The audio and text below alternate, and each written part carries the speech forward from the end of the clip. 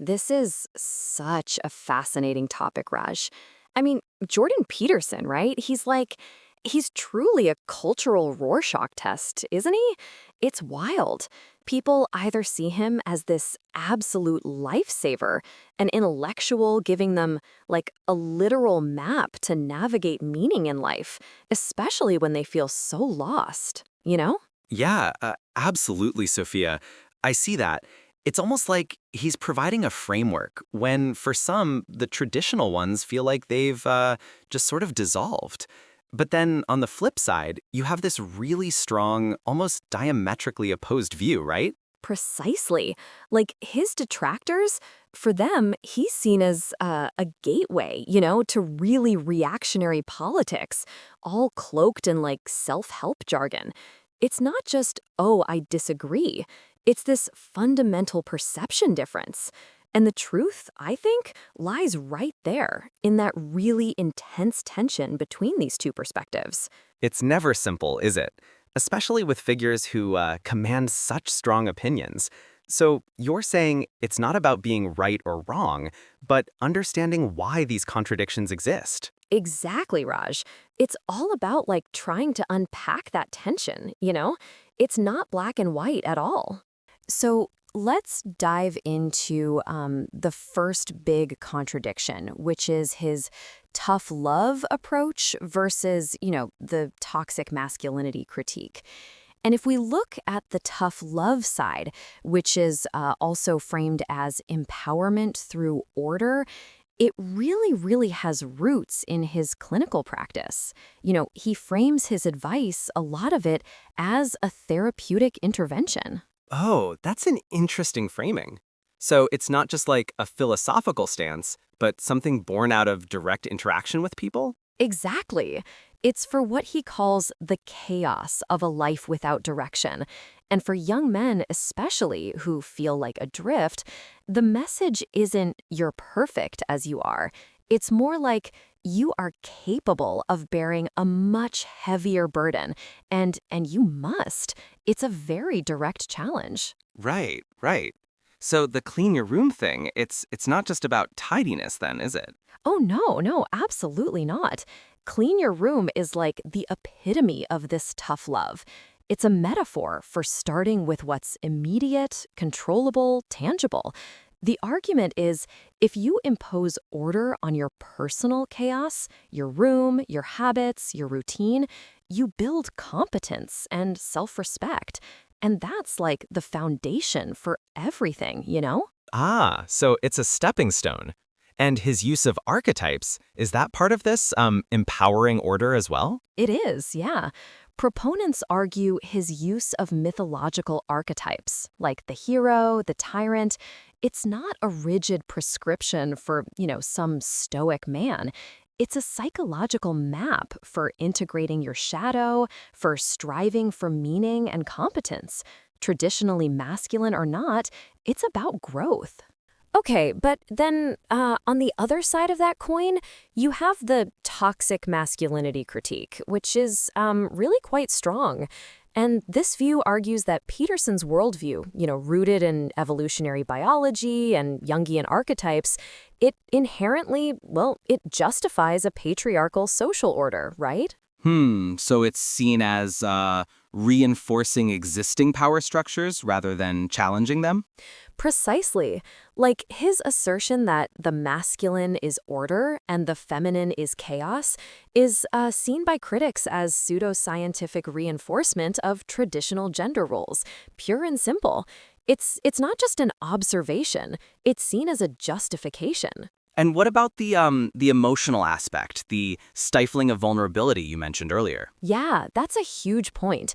The emphasis on bearing your cross, becoming a monster that can be tamed, critics interpret that as a rejection of emotional vulnerability, which is a core tenet of toxic masculinity. The message isn't just be competent, it's suppress your emotional needs and conform to this dominant competitive ideal. Do you know what I mean? I do. And I suppose that leads into the idea of it being a reactionary stance? Absolutely. From this perspective, the call for order is like a direct reaction against feminist and progressive movements trying to dismantle those traditional hierarchies. The advice isn't neutral self-help. It's seen as a political project to reassert a fading social order where men are dominant.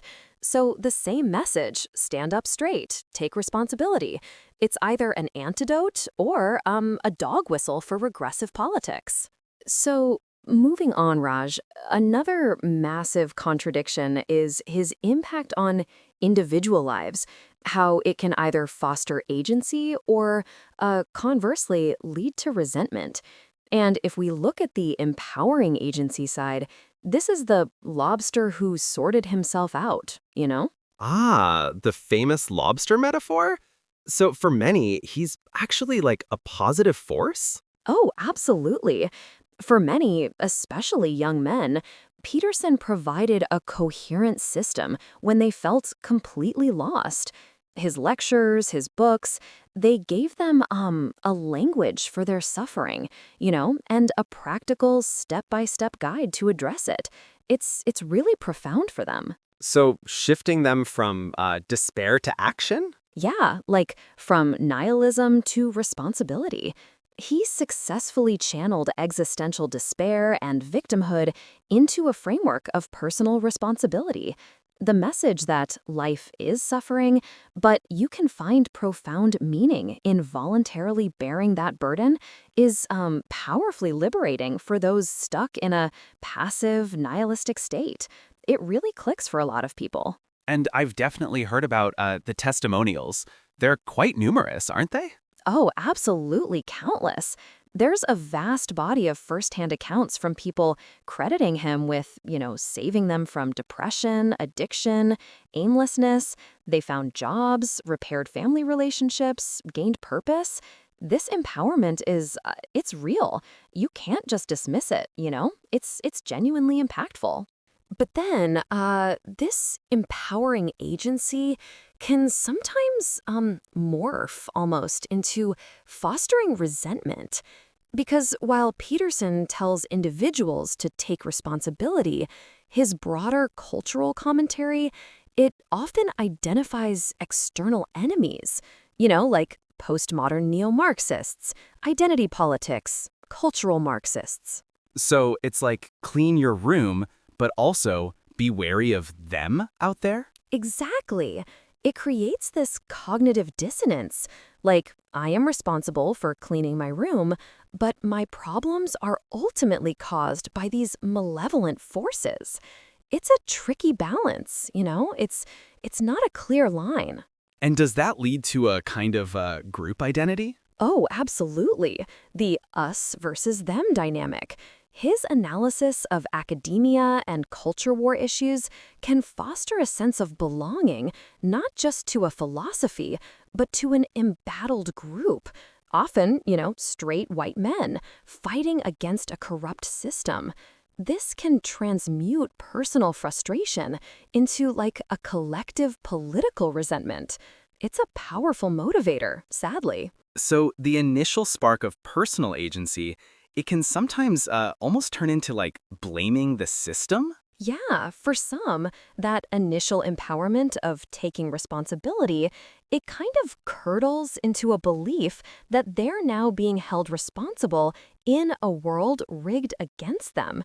This can be a more potent and organized form of resentment than the initial despair. So the system can be a therapeutic tool or a political catalyst for grievance, depending on how you integrate his messages. Okay, so the last major contradiction we should really look at is the shift he made from being an academic psychologist, to this huge cultural and political commentator. This shift is like absolutely key to understanding his magnified influence and all the intense controversies around him. Right. So he wasn't always the figure we see today? No, not at all. Initially, his public profile was based on his university teaching, like maps of meaning, and his clinical practice. His audience was students, individuals seeking psychological insight. The focus was really on individual Jungian archetypes, mythology, personal development, very contained, you know? So what was the lightning rod then? What changed that? The catalyst, absolutely, was Bill C-16 in Canada. His vehement opposition to that bill, which he framed as compelled speech, was the pivotal moment. That catapulted him from the lecture hall to the national and international stage. He was no longer just a psychologist, but like a free speech warrior against what he perceived as the excesses of the radical left. It was a huge, huge shift. So it was specifically that issue then that really broadened his platform and redefined his public persona. Yeah, that's it. That one issue, it was the spark. Everything changed after that, really. And the consequence of that shift, Raj, was the politicization of like almost all his domains. His critique expanded from specific policies to a sweeping indictment of entire humanities and social sciences in Western universities. He argued they were corrupted by postmodernism. It was a much, much bigger target, you know? So his self-help advice became almost inseparable from his political commentary then. Absolutely. His self-help advice, like Rule 9, assume the person you are listening to might know something you don't. It became totally intertwined with his political commentary. The intellectual rot of the university is profound. The audience for his life advice and his political analysis became one and the same. And not just amplifies everything, doesn't it? Oh, it's an amplification loop.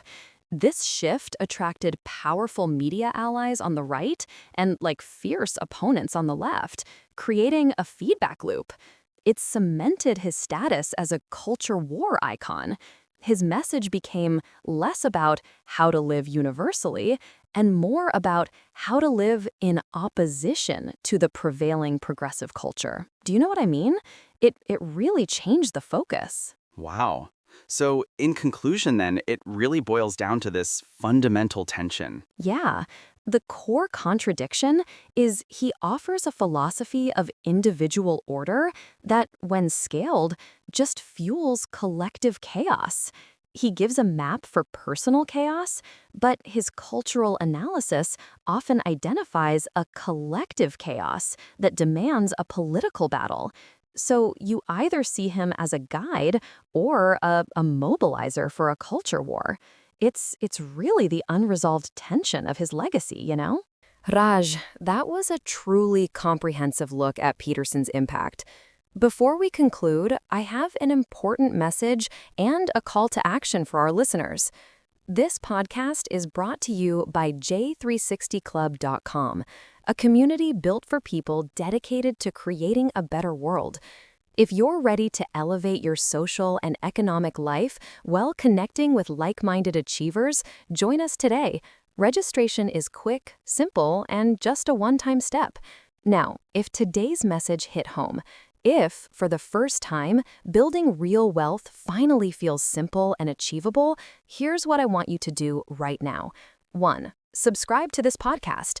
We dive deeper into these success frameworks every week, and trust me, you won't want to miss what's next.